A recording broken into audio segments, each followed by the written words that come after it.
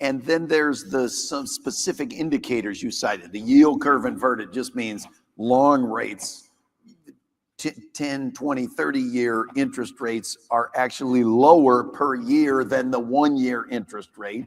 That's unusual. And usually when that happens, that's a pretty solid sign that a recession is about to take place.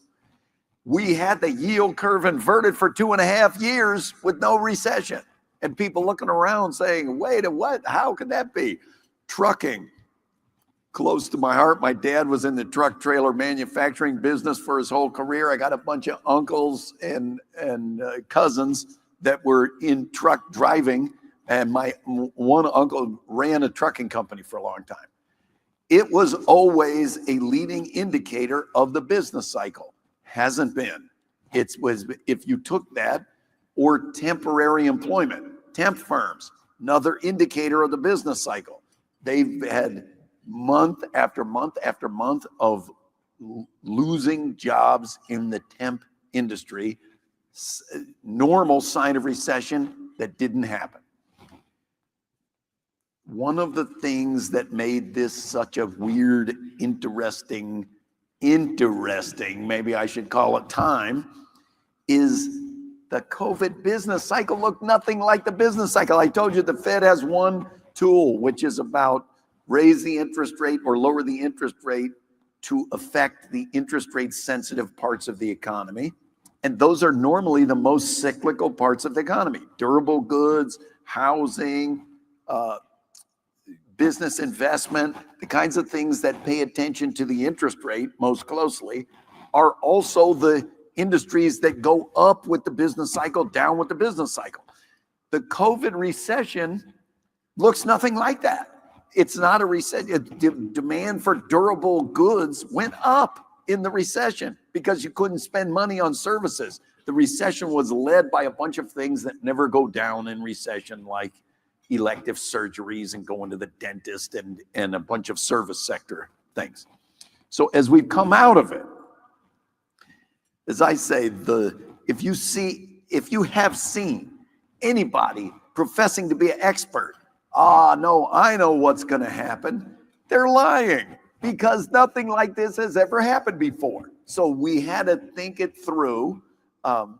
We had to kind of think through the fundamental economics. They've meant many of these recession indicators just didn't work. I think because this business cycle, recession and recovery, really looked nothing like the demand-driven recessions of the past. So last month, the consumer price index measure of inflation was released at an increase of 2.3%. What should people and businesses make of this data? That number is 2.3% looking backward. Okay, so it's the last 12 months, what has been the inflation rate. And of course, what matters is what will the inflation rate be that's coming in. So this was the last, we've had a couple of months of quite solid reports that look good. Inflation looked good. It's good. It's coming. The Fed's 2% target is not CPI inflation. It's PCE inflation. When you get into the weeds, the CPI has a basket that they announce, here are the goods, and they track the prices of what's in the basket. The PCE inflation tracks everything, all personal consumption expenditure. So it's a little more comprehensive. It's a better measure. I think the 12 months of PCE inflation were around 2.1%. So very close to the target. But that's old news. That's over the last year. And so these were the last reports coming in before the tariffs. So now they're just question marks. Is that are the tariffs gonna have a small impact, or are the tariffs gonna have a large impact? And now we're just kind of, we gotta wait and see what happens. So we talked about the consumer price index. So what are the other data sets that you look at most closely and most impact your thinking on the current state of the economy and again, a little bit into how is the fiscal and tariff policy uncertainty affecting the economic data that the Fed uses to make decisions? Okay, there's two different parts of that. Let's start with the second part. How are the tariffs affected? Well, look, they probably will directly affect the prices. When we're meeting with business leaders, a bunch are talking about how quickly would cost increases be passed through, and they think pretty quickly. Last night, I had dinner with some CEOs and business folks here in Cedar Rapids, and they described that in some cases they just added a column to the spreadsheet, which is the tariff price. They're just going to add it on. So that implies a 100% pass through of whatever the tariff cost is going to go right into the price. So that one we would see within a month, certainly within a couple of months. If it's going to affect prices in a significant way, you would expect there's a 1 month lag on the price data. So that one would start showing up. The other expression that we get of concern from folks that we're talking to, and it's worth remembering, the Chicago Fed district is most of the economies of Iowa, Wisconsin, Illinois, Michigan, Indiana. So it's kind of heart of the Midwest. And make no doubt about it, that's by far the highest exposure to tariffs of all the districts in the United States. Of the 7 most exposed states, 4 of them are in that district. And Iowa, I think, is number 4. Michigan is number 1. Indiana's number 2. Maybe Kentucky's number 3. And I think Iowa's number 4. Because a lot of manufacturing, a lot of agriculture. Both of those get imported inputs in the supply chain and rely on export markets for a lot of their output. If the expression that the folks in the industry have to us is, what if this leads to slowdown? What if this raises our costs and leads to slowdown? That one won't show up in the data for a while. So that's why we do almost 40 roundtables a year throughout the district, trying to talk to business leaders like what we did last night, like what we're going to have on the panel here today, because that's in real time. That won't show. The GDP numbers don't come out for a quarter, so it will be a long while before we find that. And I apologize for being too long on this one. What do I look at? You saw the dual mandate. Mostly we look at job market numbers and inflation numbers. Those are the 2 most important numbers. But when I joined the Fed, it was not as a dove or as a hawk. I joined a proud member of the Data Dogs Caucus. And the first rule of the Data Dogs is know when is the time for sniffing. And the time for sniffing is whenever you have uncertainty, gather more data. And like with the other dogs, anything that hits the floor, come over and sniff it because it might be food. And so I don't throw any data away. We've seen since COVID, some of the private sector data sets have been extremely useful for supplementing the official data. There's still, the US is the finest official data. I would say it's a gold standard, but in my world, that's a bad thing. We don't want the gold standard. We have the best data. A lot of these private sector, especially housing market data, pricing data, and some orders data, I look at a lot. The credit card information they release, that's really good information on consumer spending. So I think I saved it to my 6th or 7th question about interest rates. So, what should businesses expect regarding interest rate policy yet this year? Again, I can only speak for myself.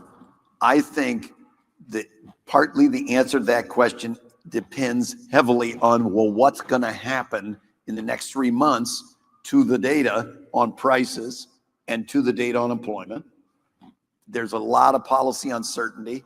We had a Fed Listens event and a big advisory council event. And one of the folks at that described this as, he was leader of a construction firm, described this as a pencils down moment, that they just cannot proceed to the next section of the test until we get a little more clarity, a little more consistency. If what happens is the impact of the policy after all of this dust clears out of the air is like where we were in February, March, I already told you, I think where we were coming into April 2nd was stable, full employment with the prices coming down to the 2% target, and therefore rates would be a fair bit below where they are today. But with the uncertainty, I can't express that with too much confidence, because who knows, if we wake up tomorrow and the tariffs are going back to 50% on the world, there are a lot of domestic production that's going to suffer and have to figure out how to deal with that. So you talked a little bit about your district's manufacturing base. Our district. Yes. District. What factors are currently affecting the manufacturing industry? How are supply chains evolving post-pandemic? And how has your own thinking on supply chains evolved? My thinking on supply chains evolved. Most economists never thought about supply chains before COVID. They just kind of assumed, oh yeah, the costs go up and that's passed through, or costs go down and that's passed through.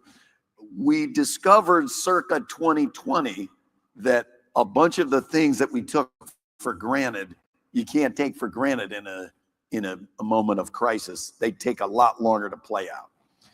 My read of the data and in discussing with people is that the supply chain is mostly healed. It's mostly back to normal. That led into the anxiety as the tariffs began. Oh no, don't take us back to a period that we don't ever want to go back to, a period like 21, 22, where costs are raging out of control, or a period like 2020, where they're literally just shortages and we can't make the product because we can't get chips and we can't get workers and we can't get those.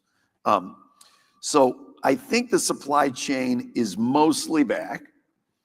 I think the healing of the supply chain is what allowed 2023 to be a most unusual, in the positive way, year for central banks, which is to say, if you plugged into ChatGPT at the beginning of 2023, what must the central bank do? What should the Fed do? Inflation is way too high.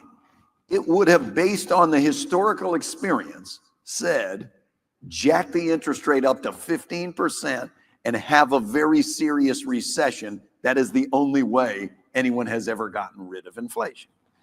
And yet in 2023, inflation fell pretty close to as much as it has ever fallen in a single year.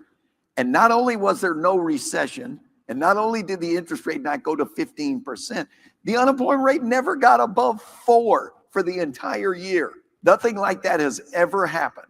And I think one of the key ways that it didn't happen, there was too many negatives in that one. But one of the ways that, the way it happened was the supply chain was healing. And so it got what some people derisively called immaculate disinflation. It turned out to be true. We did get some immaculate disinflation because of the healing of supply. So let's talk about the labor market. Are we seeing signs of a slowdown or continued strength? And how do you see new immigration policies impacting the labor market? Okay, to the first one, some of both. It's remained strong. I told you, that's stable, full employment. That's what it looks like to me. And partly from immigration, partly from the way we measure some things, just the big two, the unemployment rate and the number of jobs created in the month, those are usually what everyone looks at. They've gotten a little noisier over time. So now we're looking at some broader measures, expanding the aperture of sniffing that is a mixed metaphor, but more not, we're sniffing more area to include vacancies data, hiring rates, quit rates, a series of things. All the measures of the job market to me point very much to stable full employment. At the same time, that is cooled from where it was. We were hotter than stable full employment there for a while, where you couldn't get workers. And especially in places, the unemployment rate in parts of Iowa was in the 2s. And when we would go around, we would go to factories, we would go to a bank, the guy at the bank said they couldn't hire any tellers. They had midweek quits that people would be like, hey, I just heard I can get $40 an hour over there with no, I'm done. You can find somebody else to come in Thursday and Friday. Okay, that was a non-sustainable kind of environment. So it has cooled, but it cooled to stable. Immigration, I don't know. I don't know what the impact is. It depends what happens and how many people are affected. New immigration has been more than 50% of the labor force growth in the United States over some medium to longer run period. So it could affect the labor force. And last night we heard some of that discussion from CEOs that labor force participation here in Eastern Iowa has been high. Really high. So there's not an untapped group that it's going to be easy to turn to if we go back into a period of labor shortage. So the stable full employment is still probably about as good as what we're hoping for. All right, let's talk about housing and it's important to the economy, especially in light of the national median price of a home being $431,000 compared to just $258,000 in 2019 for a gain of 67%. You just be a little careful with median house prices because it's not the same house. If it was 67% housing inflation for the same house, we'd be in even more of a worked up panic about housing costs than we are. Housing's critically important to both consumer spending, how well people feel like they're doing, as well as construction being one of the more cyclical and interest rate sensitive parts of the economy. Widespread feeling in surveys and the data that the price of housing is out of control.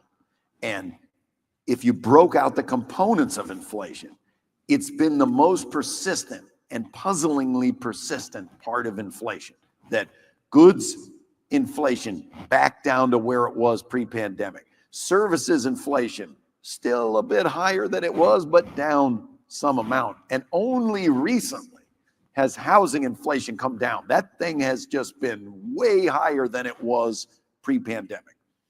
And so maybe you'd call it a thought experiment. Think about the price of goods at Target or Walmart or Costco or something compared to the price of housing. It's been a very substantial difference. In the extreme, about as big as has ever been a difference in the last several years. Goods prices minus 1% inflation, housing inflation 6-7%. But the important thing to remember is that's not new. That's not discovered. We didn't just discover that relative price shifting away from or toward housing. That's been going for 15 or 20 years. Pre-pandemic, overall inflation was 2%, but that mass housing was like 4%, goods were minus 1%. If you compound something 5% a year for 15 or 20 years, at the end of that time, they're pretty different in price. So young people today who are saying, you know, my dad had one job and was able to buy a nice house, and now I can barely afford to pay rent on a rental apartment. they're not wrong. The relative price of housing has shifted. I think some of that has to do with building regulations and the supply costs of building housing, but also part of it is a puzzle. And the relative price of housing is one of the biggest pinch points facing a consumer. Let's talk a little bit about the dollar. What are your thoughts on the dollar dominance and the role of the Fed as the guarantor of last result going forward? Okay, the dollar policy is set by the Treasury. So the reserve banks, we don't weigh in on dollar policy. That's just in the background conditions for us. I still find the argument that the US dollar is about to cease being the reserve currency of the world to be overstated. I think if there were serious doubts about the credit capacity of the US government, the loan rates would not be 5%, which are just kind of standard historical rates in the US. But anytime you're announcing major tariff and trade policies that would affect the demand for goods or for dollars, like what we're going through in this period of uncertainty, it's not surprising to see fluctuations taking place in the value of the currency.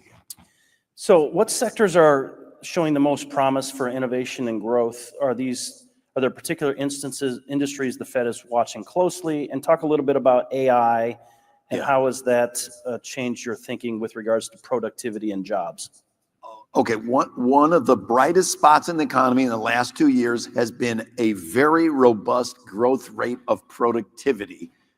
Output divided by the output per worker or output per hour of work has been growing 2% instead of 1.2%, which it was before COVID, which seems like not a lot, but if sustained, is hugely impactful. There's an economist described, the difference between a productivity growth rate of 1% and 2% is 100%. And there is an element of truth to that. The productivity growth rate is what our wages are. How fast can our wages grow without generating inflation is determined by that productivity growth rate. I and most economists were kind of skeptical that it actually could be AI causing this increase in the growth rate, because AI just not big enough yet to do that. That said, if you look at the sectors where productivity growth has risen the most from pre-COVID to now, our research at Chicago Fed is finding that it is concentrated in a lot of tech adjacent industries. That suggest it might not be a one-off. We might be able to ride a new technology wave for a few years. And if we did, yes, there are job implications we got to think through. At the end of the day, though, remember, productivity growth what made us rich. So if we could increase the productivity growth rate and sustain it, eventually these higher tech sectors, it's going to bleed over into service sectors and others that are users of the technology, and our incomes will be higher than they ever were before. She was coming with questions. I thought she was coming to say, shut him up, get him off the stage. So what keeps you up at night being president of the Chicago Fed? I usually say that the central banker's job is not to sleep at night. You know, we're the night's watch. We're supposed to, there shouldn't be anything bad that happens that we haven't at least thought of it and thought through how should we respond to that. I think that the perennial, it's always back to the dual mandate for me. Anything that's going to lead to rapid spiraling away from where we want to be on inflation or unemployment are the kinds of things that keep me up at night. And I do think an escalating unbounded trade war between all the major economies of the world would have a chance to really spiral up the inflation rate. That makes me nervous. If geopolitics gave us big supply shocks that are stagflationary in direction, that would kind of keep me up at night, because like I say, there's not an easy solutions manual for what the central bank should do to respond to those. And then the Fed itself was created in the wake of financial crises, the panic of 1907. Anything that destabilized the financial stability of the United States, those kind of be my three. I'm not going to give you 4 horsemen. Those would be 3. That'd be plenty of horrible. Okay, we just got a couple minutes left. I got 2 questions left. Talk a little bit about your concern about cyber attacks for the Fed and all the money that the Fed moves around. Look, the Fed runs a major component of the payment system of the United States. So wire transfers, the majority are coming over the Fed rails. ACH, like direct deposit, we're doing a lot of those transactions. $5 trillion a day of transactions we're doing. We take the threat. In my view, that payment security is the same thing as national security. People know the water supply, the electricity supply, those are national security. The payment system is in there. So cybersecurity is absolutely fundamental and vital. So last question, what challenges and opportunities do you see for mid-market companies in the region, and how can they best position themselves for success? Mid-market companies, there's a lot of diversity of the industrial base in Cedar Rapids and a spread across the nation. There's no generic answer to that. It depends what industry you're in, and it depends how mid is your mid-market. That said, mid-market companies are oftentimes some of the most sensitive to credit conditions, oftentimes not accessing public markets yet, so they're more bank credit focused. The interest rate environment is going to make a big difference. I already told you what the interest rate environment will be in the near to medium term is going to depend on how long policy uncertainty remains. But if we're getting some resolution on policy uncertainty, I think we could have an easing of credit conditions, as I described. And then if you are in manufacturing or agriculture, it does seem like it's going to be a bumpy year. That it was already getting to be a bumpy-ish period before there were the policy uncertainties coming in April, because of farm incomes getting squeezed, the margins getting squeezed in the sense of costs rising, the sales prices sort of capped. And in the manufacturing sector, we had this weird environment where the consumer budget shifted heavily to physical goods because they could not spend money on services.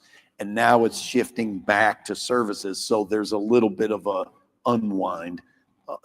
The smaller microcosm, the Peloton problem, that everybody's going to buy a Peloton. Peloton's going to build a bunch of Peloton building factories. And now they're like, does anybody want a Peloton? You know, and so we're working through some of those. Depending what industry you're on, it could be bumpy, but I still think fundamentally there's a stable full employment with costs under control back to steady inflation you don't have to think about story that would be a pretty positive story for the macro economy. Please help me give Austan a round of applause for being with us today. Thank you. We're going to take a 3-minute break to get the stage redone. 3-minute break to get the stage redone. Panelists come up on stage. Thank you.